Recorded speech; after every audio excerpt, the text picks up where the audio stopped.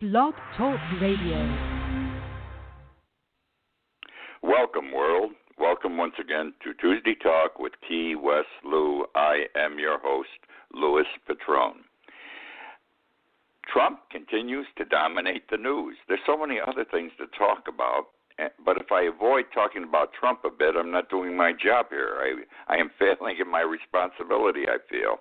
So the introductory topics are going to cover Trump. Let me say this about him to begin. One person, Donald Trump, and his minions, those around him, can cause such a furor and accomplish nothing. Look what he has accomplished in 6 months. Nothing, other than to cause trouble and aggravation. When I think of Trump, I think of Macbeth, okay? He is full of sound and fury, signifying nothing. No disrespect to those who support Trump, but the man has a loud mouth, and he's going to do this, and he's going to do that, and he has a lot of bravado, and he ends up doing nothing. Okay, let's talk about the president to begin. Yesterday, he announced on national television that this is Made in America Week. He had a big to-do at the White House on the lawn, all kinds of manufacturing products and manufacturers, all American. Again, Made in America Week. That's what it is, folks. And you'll recall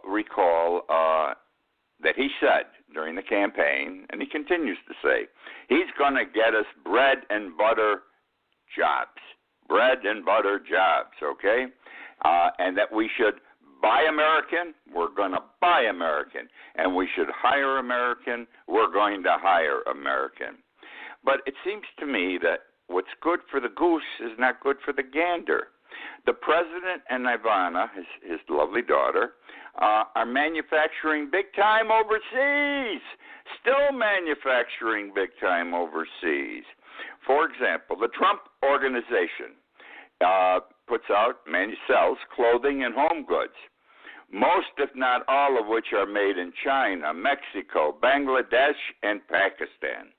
Ivanka, with her beautiful clothing line, is made in factories in China, Indonesia, and Bangladesh, especially China. Ever since that 3-4 months ago when the president of Japan, not the president of Japan, there was an event where the Chinese people were involved. In any event, she's been getting a lot of permits to manufacture more goods in China. Permits, she's getting the permits, and why not? Her father's the president of the United States. So they're not making goods in the United States. We're not buying American goods when we buy their goods. We're buying Chinese, Mexican, Bangladesh, and Pakistani goods. Okay, so number one, he's violating the major rule he told us during the campaign, and yesterday it's a lot of talk with nothing behind it. Now, he also said that we must hire Americans. At the same time, yesterday, the Trump administration announced that the United States would allow more seasonal workers in. 15,000 people would be given temporary seasonal visas. Now, that means people come from foreign countries to work at seasonal jobs like a golf course, a hotel, et cetera, et cetera. And we're going to permit 15,000. Forget we got Americans who use some of those jobs. Those aren't low-paying jobs. I'd like to be a waiter at Mar-a-Lago or the bartender. They got to be making great money down there. What surprised me was, though, that in May of this year, and I wasn't aware of this till I picked up on the 15,000 yesterday, in May of this year, the Trump administration, issued 70,000, you got it, 70,000 temporary seasonal visas, So that's 85,000 so far this year. 85,000. Those are 85,000 American jobs. Now, I agree. Many of them will pay lower wages than Americans might want to make. But I got to believe that most of them are good-paying jobs. I mean, I can remember people would go from Greece to Italy to work during the season, during the summer, just to be a waiter. They'd make enough money to live off the rest of the year. So he's not doing right. He told us we're going to buy American. He doesn't buy American. His daughter doesn't buy American. He told us we will hire Americans, and already we've got 85,000 people coming into this country this year who are not Americans. Now, let's talk about the legal fees that are being incurred at the White House right now. Do you know that the White House gets free legal? That's right. Look at how everybody's lawyering up at this time. Trump's got, I don't know how many attorneys because of this Russian thing. Pence, the vice president, had to get one or two lawyers. Donald Trump Jr. had to get a lawyer, paid him $50,000 recently, or the lawyer was paid $50,000. Jared, his son-in-law, has at least 2 or 3 lawyers now. Attorney General Jeff Sessions has a lawyer or 2. And before we're done, all the other guys are going to have lawyers. And you say, who the hell's going to pay these legal fees? They're going to be astronomical. So let me tell you how this plays out. It's going to bother you. The legal fees thus far for the Russian investigation to be paid by people like Trump, his son, the vice president, Sessions, total around $6 million. So far, only 1.5 of the $6 million has been paid out, and here's the way it was paid out. In the 3-month period, April, May, and June, $700,000 in legal fees were paid. In the prior 3 months, from the first of the year to the end of March, $300,000 were paid out. And also in the same period during the first of the year, $545,000 was paid to a Jones law firm. Now, the Jones law firm generally represents the president in the many business ventures he has. I guess they're his in-house attorneys, and they've been paid $545,000 since the first of the year. Also, in the money paid out, the $1.5 million is $50,000 to pay for Donald Trump Jr.'s legal fee. Okay, the rest isn't paid yet, but it is assumed it is going to be paid. Now, where does all this money come from? We're talking big dollars here, astronomical dollars, and it's going to be significantly more before this investigation is over. Well, the federal election law, here it comes, folks, the federal election law permits payment of legal fees for, quote, campaign committees as a result of activities related to a campaign. So the money comes into the committee to reelect. You like that term? Remember Nixon? It was the committee to reelect that got him in trouble. All those too large and improperly used donations coming in. Reagan had a problem also with his committee to reelect. I think today it's called the Re-election Committee. It's one and the same, like the committee to re-elect. Well, the monies in there come from donations, large donors to Trump or to the party. Everyone has a committee to re-elect, senators, congressmen, and all over. And the funds can be used in this fashion.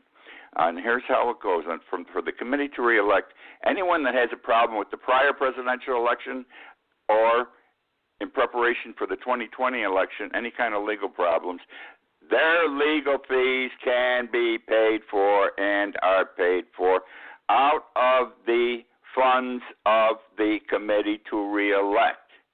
Now you say, hey, how the hell can they afford all this money? No problem. They've only incurred $6 million since the first of the year, or going back before that. But the second quarter of this year alone, the committee to re-elect took in $13.2 million in donations. That amount will increase as needed. It will never run out of money. Now, let me tell you what else is paid for out of this committee to re-elect. The $50,000 for the son, Donald, already paid, and interestingly paid 2 weeks before we even knew about what was going on with him in the newspapers. $90,000 has been paid to the legal arm of Trump Consultants. Trump has all kinds of companies. He has a group called Trump Consultants, and they got paid $90,000. Now, I don't know who they are, what they are, because I already told you about the Jones Law Firm, but these Trump Consultants are like in-house counsel also, and they've been paid $90,000 out of the Committee to Re-elect funds. What sort of burns my ass a little bit is that Trump Towers has also been paid out of the Committee to Re-elect $120,000 for the rental of the office space by Trump Consultants. How's that? Pretty cool, huh? So it goes into the president's pocket. Those hats, those red hats that say elect Trump or whatever they say, that we see Trump giving out, and I think this is I don't even know if this is not a legitimate expense. It's not for legal problems, but the campaign to re-elect is paid $200,000 for those hats. What's my point? These people are going to lawyer up. This thing's going to drag out because it's not costing Trump or any of his associates any money. It's not going to come out of their pockets. So it's easy to say, get me another lawyer, and prolong this thing a couple of years longer than it should be. When, if it was you or me who were arrested for something nowhere as big as what these guys might get in trouble for, it comes out of our pocket. And after a while, our pockets don't have limitless cash, and we have to tell our attorney, okay, make whatever deal you can, stop it. I can't go any farther. I'm broke, or I'm going to be broke. So that's where the money's coming to pay these legal bills. No wonder they can afford to hire all these lawyers. They're not paying the tab. We now find there were 8 persons at that meeting that was held involving Donald Trump Jr. in June. Isn't it amazing? What was it, last week there were 3 or 4? Then every day we got another one. Now we're up to 8 as of yesterday or today. And I think they identified the gentleman today. The 8th person, his name is Ike. Ike, good first name. Cavalazzi. Ike Cavalazzi. Got it right. 52 years old. He's an American-based businessman who works for a powerful Russian real estate company known as the Corcus Group, which is owned by the Agalarov. I apologize for my mispronunciation. Family in Russia. And this family is purported to have very close ties to President Trump and his family, okay? Now, the lawyer for Ike said that his client took no part in the meeting. He does not even recall speaking at the meeting. He merely attended. Now, this Ike, I'll tell you what his job was. His job is overseas international developments, including securing and structuring project investments with foreign contractors. He has a troubled past with finances. The year is 2000. He was accused at that time by the United States Government Accountability Office, listen to this, of money laundering. Now, this guy works for Russia, in effect, or Russian people. And here's how it worked. Our government claims he laundered $1.4 billion from Russia and Eastern Europe, and the way he did it was through United States banks. And the way it worked was in a scheme that spanned nearly a decade to get $1.4 million cleaned up. He opened, personally, he created more than 2,000 corporations in the state of Delaware. You file a certificate of incorporation, you have a couple of witnesses on it, and you say, I'm forming the ABC Corporation, and I'm doing this kind of business. Very simple, very easy to do. But he opened the corporations on behalf of Russian brokers, and then, at the same time, opened bank accounts for them. So now money could flow into this corporations created today, the money flows into the account tomorrow. Cool, huh? and this is part of the process of laundering money. At the time, Mike denied the accusations. He said the investigations regarding the money laundering were and listen to these two words, witch hunt. Sound familiar? A witch hunt against Russians. This meeting is going to turn out to be dynamite. It's going to be explosive. Wait till Mueller gets into this big time. He's into it now. Wait till he gets into it big time. And keep in mind money laundering. I have been saying for 6-7 months, maybe longer, in writing on the show, that in the end, it isn't going to be a meeting. Is it going to be this or that that's going to bring, if anything, brings Trump down? I'm not saying he was involved, but this money laundering will be the big thing. Money laundering, money running through Israel and Russia and into United States banks. I don't know how it ties in. I don't know if it even ties in, but that's going to be a major part, a major scope of Mueller's investigation, which now brings me to Jeff Sessions. Love Jeff Sessions. He's a hypocrite. He's a whore. He was United States Senator for many years from the state of Alabama. He's a known bigot, white supremacist.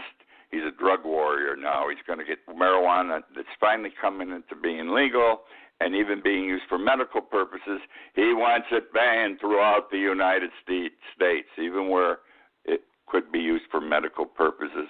The man's a hypocrite. Okay, Attorney General Jeff Sessions. He looks like one, he talks like one, he acts like one. Now, what's he doing now? This man is back in the 70s and 80s. Actually, I think he's back to around the Civil War time. He's working on a plan now to ban abortions nationwide. You heard me. To ban abortions nationwide. The man's an ultra-conservative. He won't give up on any causes he believes in. And, it's okay for a man to do what he thinks is right, but this guy goes too far afield. Okay, Russia. I love the way Russia deals. They say up your ass, excuse the way I'm putting it, my friends. Russia demanded yesterday, and the word demand is significant, that the United States return the 2 compounds, which they took, the ones in New York and Maryland, without conditions. Or, if there were conditions or they were not returned, the United States could expect dire consequences.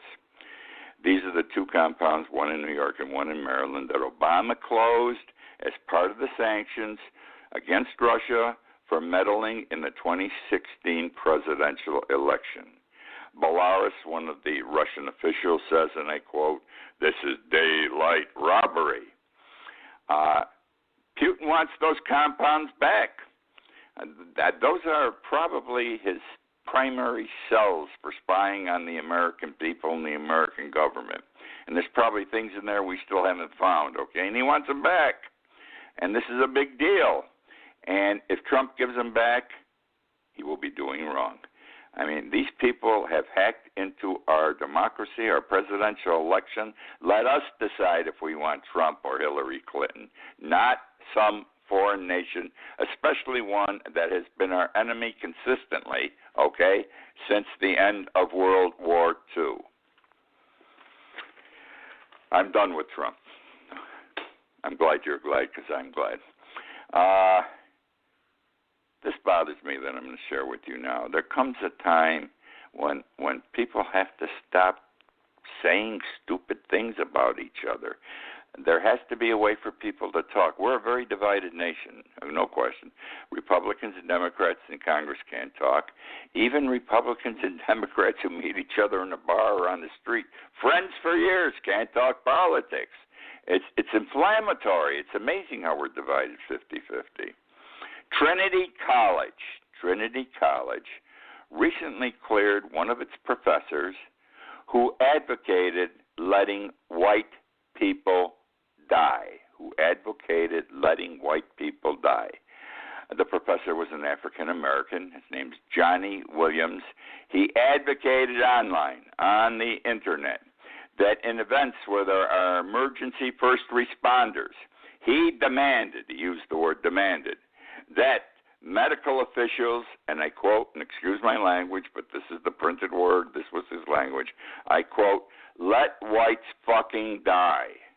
That's what he said. Whenever there's a situation where there's been an accident or there's protests or anything, and you got emergency first responders, let whites fucking die. Right? Now, would you believe that after a hearing, Trinity College cleared his name and said he was not improperly responsible for anything that occurred? One, they claimed he had academic freedom to speak like that. He had academic freedom, and that he did not violate Trinity College policies. Now, let me ask you this question, or make the statement. It's very simple. Suppose a white person issued the same statement, but instead of whites used blacks. And so the statement would be, let blacks fucking die. You know where that white professor would be? He'd be in Siberia the rest of his life. Do you think he could keep his job at that college? Do you think he could get a job at any university in the United States? And what I say is what's good for the goose is good for the gander.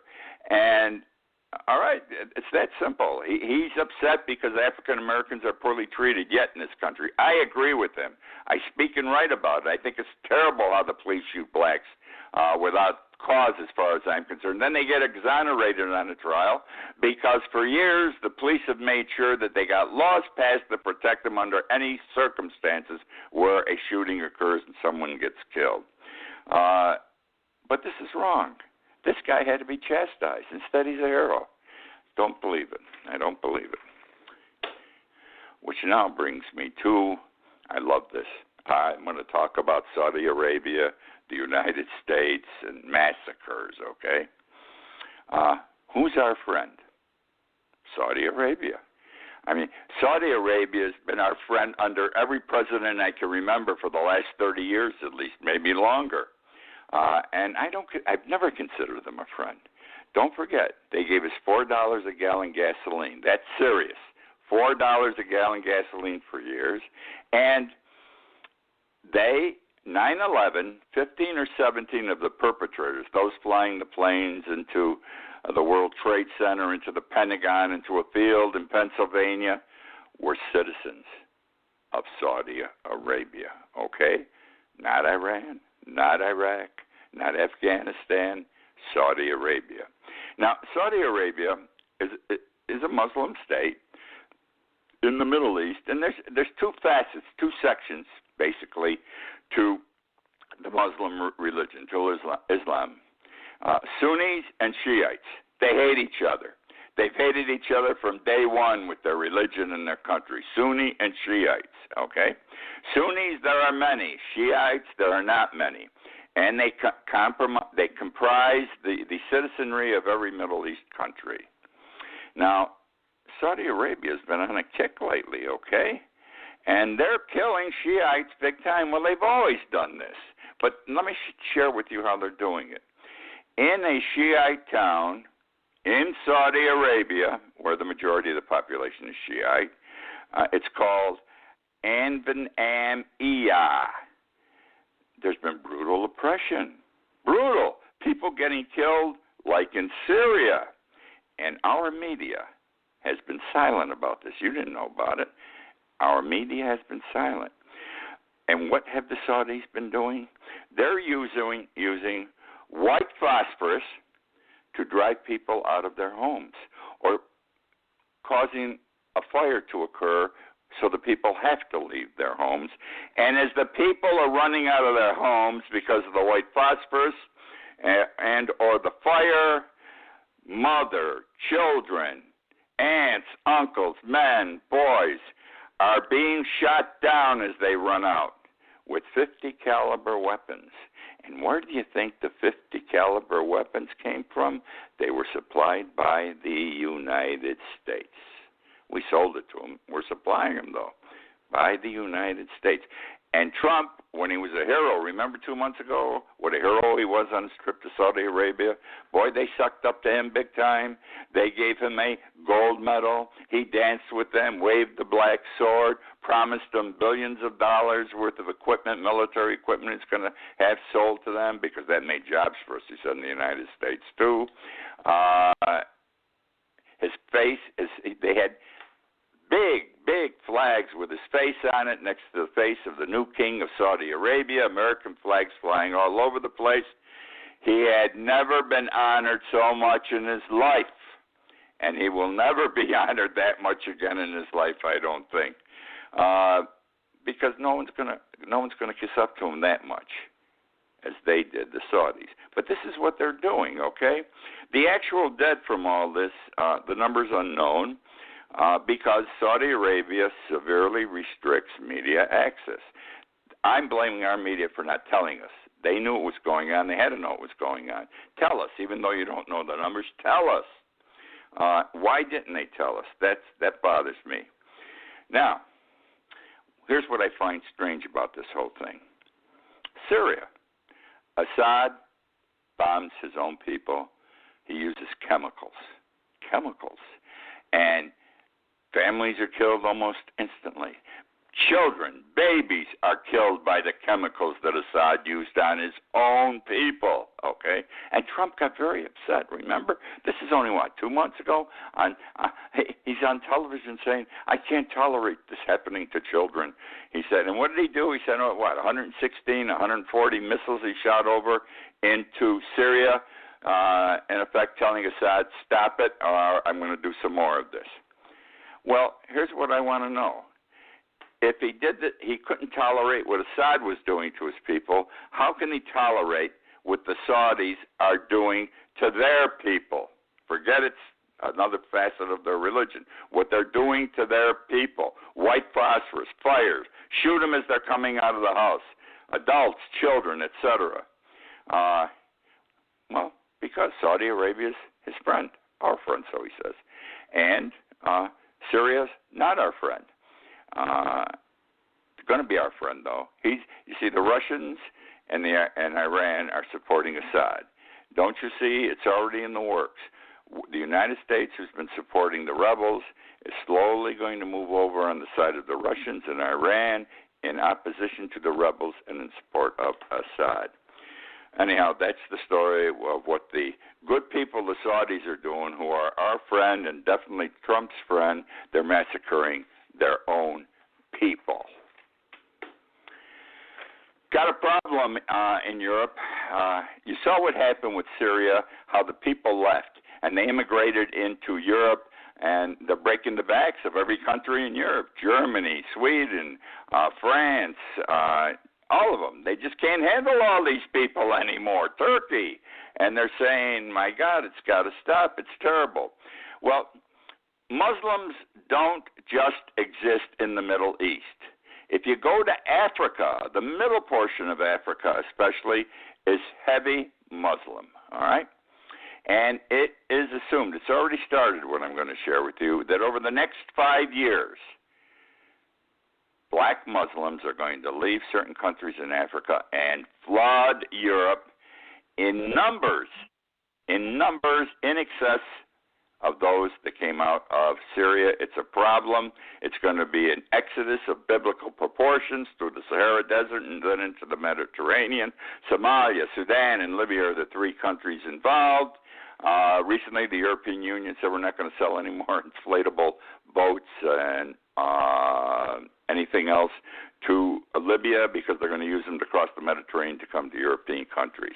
Speaking fast because my time's running out. That's the end of the show for this week. Hope you enjoyed. Hope you found it informative. I enjoy sharing things with you. I'm doing Facebook, live video on Facebook every day, once a day, 2 or 3 minutes. Take a look, listen. It's pretty good. I think you'll like it. Thank you again for joining me this week. I look forward to being with you next week. Staples knows that when your printer jams more than it prints, it's time. When your paper supply is in desperate need of resupply, it's time. When the only printer in your office that's not out of ink is 3 flights up, it's definitely time. And it's times like these when pros turn to Staples. Staples has great prices on everything you need to print. And now, buy one HP ink, get the second 30% off. Staples. It's pro time. Ends 7/22/17. See store or staples.com for details. Restrictions may apply. Towels? Check. Cold drinks? Check. Just one more thing before you're ready for family fun in the sun. Swing by your local Target for Beach Defense Sunscreen from Neutrogena. Featuring breakthrough Helioplex technology, Beach Defense keeps your family covered with clinically proven protection against harmful UVA/UVB rays, yet stays lightweight, fast-absorbing, and oil-free. Remember, all sunscreens are not created equally. Keep your whole family protected this summer with Beach Defense from Neutrogena. Head for your local Target today for great summer season deals.